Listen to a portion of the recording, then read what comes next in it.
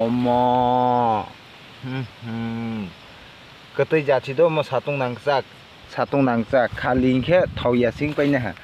ule, omo, ule, tak watai salba, asi thok thana ya ka, ne rok samu so ke phai bay di, omo. Tây Việt tây à đang nó testing khai phương này, ule ta ăn ăn ở đó khagera nữa khagai sai phương này, nhớ rồi comment khai lại gì đó, tây này giờ đi à ra,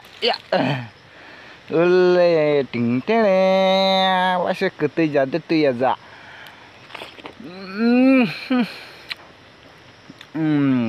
tây mà pa, tây mà sắc tây sẽ cá bể.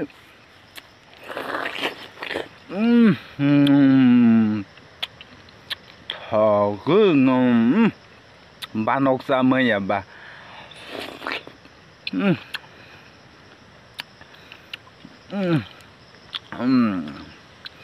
đã là đấy có bị video khác dễ sự mới xong cả ba thôi mà bắt thọ tên là